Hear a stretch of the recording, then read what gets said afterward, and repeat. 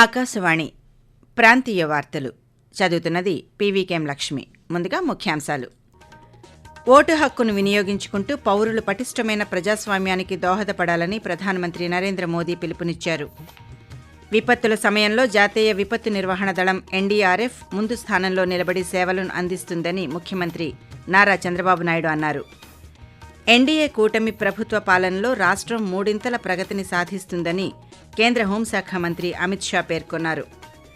రాష్ట్ర వ్యాప్తంగా 4 కోట్ల మందికి ప్రభుత్వం క్యాన్సర్ స్క్రీనింగ్ పరీక్షలను నిర్వహిస్తోందని మంత్రి సత్యకుమార్ యాదవ్ తెలిపారు. వార్తల వివరాలు. భారతదేశ పటిష్టమైన ప్రజాస్వామ్య ప్రక్రియలో ప్రజలు భాగస్వాములు కావాలని ప్రధానమంత్రి నరేంద్ర మోదీ కోరారు. మనసులోని భావాలను ప్రజలతో పంచుకునే మన్ కీ బాత్ మనసులోని మాట కార్యక్రమం 118వ సంచికలో ఆయన ఈరోజు మాట్లాడుతూ, జాతీయ ఓటర్ల దినోత్సవం జనవరి 25వ తేదీ ఎంతో ముఖ్యమైన రోజు అని, ఆ రోజు భారత ఎన్నికల సంఘం ఏర్పడిందని ప్రధానమంత్రి తెలిపారు. ప్రజాస్వామ్యాన్ని బలోపేతం చేసేందుకు ఎన్నికల సంఘం సాంకేతికతను ఉపయోగిస్తూ ఎన్నికల ప్రక్రియను ఎప్పటికప్పుడు ఆధునీకరించి పటిష్టం చేస్తోందని ప్రధానమంత్రి కొనియాడారు. దేశ ప్రజలందరూ ఎల్లప్పుడూ తమ ఓటు హక్కును వినియోగించుకుంటూ దేశ ప్రజాస్వామ్య బలోపేతానికి దోహదపడాలని నరేంద్ర మోదీ సూచిస్తూ, आखिर भारत मदर ऑफ डेमोक्रेसी है। बीते दशकों में भी देश का लोकतंत्र सशक्त हुआ है, समृद्ध हुआ है। मैं चुनाव आयोग का भी धन्यवाद दूंगा, जिसने समय समय पर हमारी मतदान प्रक्रिया को आधुनिक बनाया है, मजबूत किया है। आयोग ने जनशक्ति को और शक्ति देने के लिए तकनीकी शक्ति का उपयोग किया। मैं चुनाव आयोग को निष्पक्ष चुनाव के उनके कमिटमेंट के लिए बधाई देता हूं.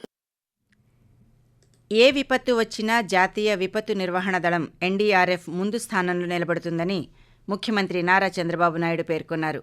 విజయవాడ సమీపంలోని కొండపావులూరులో నిర్వహించిన ఎన్డీఆర్ఎఫ్ ఆవిర్భావ వేడుకల్లో కేంద్ర హోంమంత్రి అమిత్ షా, ఉప ముఖ్యమంత్రి కె పవన్ కళ్యాణ్తో కలిసి ఆయన పాల్గొన్నారు.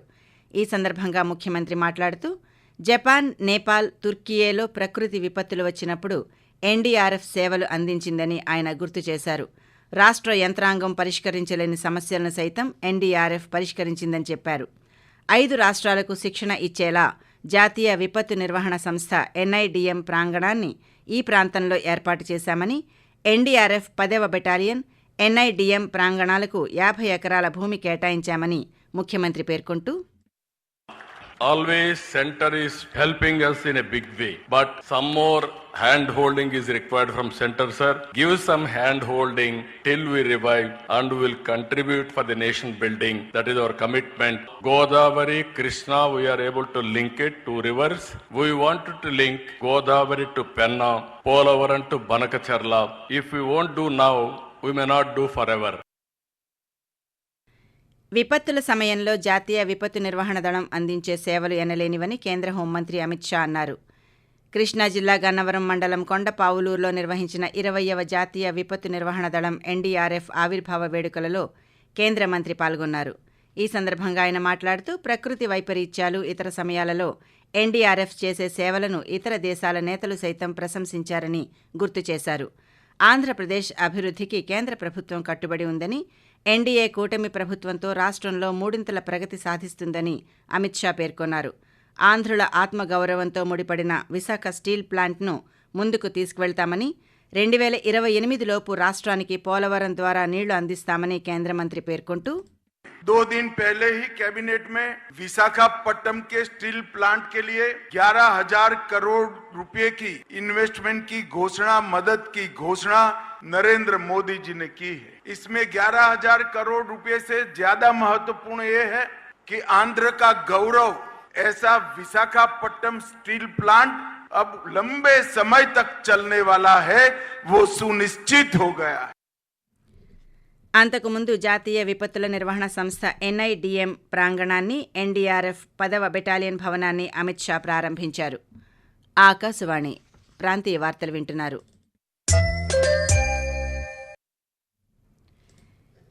కేంద్ర హోంశాఖ సహాయ మంత్రి బండి సంజయ్ ఈరోజు విజయవాడలోని శ్రీ దుర్గా మల్లేశ్వర స్వామివార్లను దర్శించుకున్నారు. అనంతరం వేద పండితులు ఆయనకు వేద ఆశీర్వచనం చేశారు. ఆలయ అధికారులు కేంద్ర మంత్రికి ప్రసాదములు, చిత్రపటం అందజేశారు. రాష్ట్రంలో ప్రధానమంత్రి నరేంద్ర మోదీ నిర్వహించిన మనసులో మాట కార్యక్రమానికి విశేష స్పందన లభిస్తోంది. శ్రీకాకుళం జిల్లా కంబాలపేట గ్రామంలో మన్ కీ బాత్ కార్యక్రమాన్ని శాసనసభ్యుడు నడుకుదుటి ఈశ్వర్రావు ప్రజలతో కలిసి వీక్షించారు. అలాగే డాక్టర్ బిఆర్ అంబేద్కర్ కోనసీమ జిల్లాలోని పట్టణాలు మొదలుకొని పల్లెల వరకు అనేక ప్రాంతాల్లో ప్రధానమంత్రి మన్ కీ బాత్ కార్యక్రమాన్ని వీక్షిస్తున్నారు. ప్రధానంగా మన్ కీ బాత్లో యువతను చైతన్యపరిచేలా ప్రధానమంత్రి ప్రసంగం ఉంటుందని యువత అభిప్రాయపడుతున్నారు. దేశంలో వివిధ ప్రాంతాల్లో జరిగే విశేషాలను మనసులో మాట కార్యక్రమంలో వీక్షించగలుగుతున్నామని తెలిపారు. విపత్తు నిర్వహణ గ్రామస్థాయిలోనూ జరగాలని, దీనికి ఒక పటిష్ట కార్యాచరణతో ముందుకు వెళ్తామని ఉప ముఖ్యమంత్రి కె పవన్ కళ్యాణ్ అన్నారు.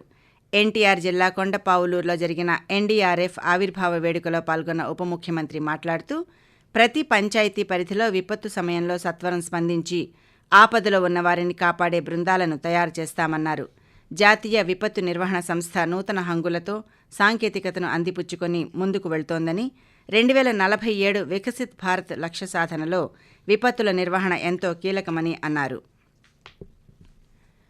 రాష్ట్ర వ్యాప్తంగా ప్రభుత్వం 4 కోట్ల మందికి క్యాన్సర్ స్క్రీనింగ్ పరీక్షలను నిర్వహిస్తోందని, ప్రజలు తమ వంతు సహకారం అందించాలని రాష్ట్ర వైద్య ఆరోగ్య శాఖ మంత్రి సత్యకుమార్ యాదవ్ విజ్ఞప్తి చేశారు. 6 నెలల నుంచి 5 సంవత్సరాల లోపు పిల్లలకు 44 రకాల వ్యాధులను గుర్తించే కార్యక్రమాన్ని కూడా చేపట్టామని ఆయన తెలిపారు. విశాఖ పర్యటనలో భాగంగా గుడిలోవ విజ్ఞాన విహార పాఠశాలలో నూతనంగా నిర్మించిన 50 పడకల డాక్టర్ హెగ్డేవార్ ఆరోగ్య కేంద్రాన్ని మంత్రి ప్రారంభించారు. ఈ సందర్భంగా ఆయన మాట్లాడుతూ, నాణ్యమైన విద్య, మెరుగైన వైద్య సేవలే లక్ష్యంగా గుడిలోవ విజ్ఞాన విహార్ 4 దశాబ్దాలకు పైబడి సేవలు అందిస్తోందన్నారు. నూతన విద్యా విధానం బానిసవాదం నుంచి భావితరాలను కాపాడే లక్ష్యంగా రూపొందించబడిందన్నారు. ఆహార అలవాట్లు, జీవన శైలిలో వస్తున్న మార్పులు క్యాన్సర్కు ప్రధాన కారణంగా మారుతున్నాయని మంత్రి పేర్కొంటూ, నాన్ కమ్యూనికబుల్ డిసీజెస్ లో క్యాన్సర్ మహమ్మారి ప్రధానంగా రాబోయే రోజుల్లో పెద్ద సవాలుగా మారబోతోంది. ఇవాళ ప్రతి ఏటా మన రాష్ట్రంలోనే 70,000 మంది కొత్తగా క్యాన్సర్ బారిన పడుతున్నారు. దాంట్లో 42,000 మంది సగటున ప్రతి సంవత్సరం చనిపోతున్నారంటే ప్లాస్టిక్ యూసేజ్ ఎక్కువ అవడం, అగ్రికల్చర్ ఫర్టిలైజర్స్ కానీ వీటిలో కానీ రకరకాల పెస్టిసైడ్స్ కారణంగా, వీటన్ని కారణాలు లేనప్పటికీ కూడా వాటిని అన్నింటినీ నియంత్రించాల్సిన అవసరం ఉంది. ప్రాథమిక దశలోనే గుర్తించాల్సిన అవసరం ఉంది. రాయచోటి నియోజకవర్గంలో నీటి సమస్యను పరిష్కరించేందుకు చర్యలు తీసుకుంటున్నామని రవాణా శాఖ మంత్రి మండిపల్లి రాంప్రసాద్ రెడ్డి అన్నారు.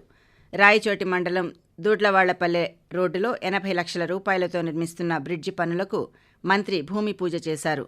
ఈ సందర్భంగా మంత్రి మాట్లాడుతూ, వెలిగల్లు ప్రాజెక్టు నుంచి రాయచోటి నియోజకవర్గంలో ఉన్న 720 గ్రామాలకు జల్ జీవన్ మిషన్, అమృతధార పథకాల ద్వారా నీటిని అందిస్తామని తెలిపారు. ఆకాశవాణి ప్రాంతీయ వార్తలు ముగించే ముందు ముఖ్యాంశాలు మరోసారి. ఓటు హక్కును వినియోగించుకుంటూ పౌరులు పటిష్టమైన ప్రజాస్వామ్యానికి దోహదపడాలని ప్రధానమంత్రి నరేంద్ర మోదీ పిలుపునిచ్చారు. విపత్తుల సమయంలో జాతీయ విపత్తు నిర్వహణ దళం ఎన్డీఆర్ఎఫ్ ముందు స్థానంలో నిలబడి సేవలను అందిస్తుందని ముఖ్యమంత్రి నారా చంద్రబాబు నాయుడు అన్నారు. ఎన్డీఏ కూటమి ప్రభుత్వ పాలనలో రాష్ట్రం 3 ప్రగతి సాధిస్తుందని కేంద్ర హోంశాఖ మంత్రి అమిత్ షా పేర్కొన్నారు. రాష్ట్ర వ్యాప్తంగా 4 కోట్ల మందికి ప్రభుత్వం క్యాన్సర్ స్క్రీనింగ్ పరీక్షలను నిర్వహిస్తోందని మంత్రి సత్యకుమార్ యాదవ్ తెలిపారు. ఆకాశవాణి ప్రాంతీయ వార్తలు ఇంతటితో సమాప్తం. రాత్రి 8:30 జాతీయ వార్తలు వింటారు.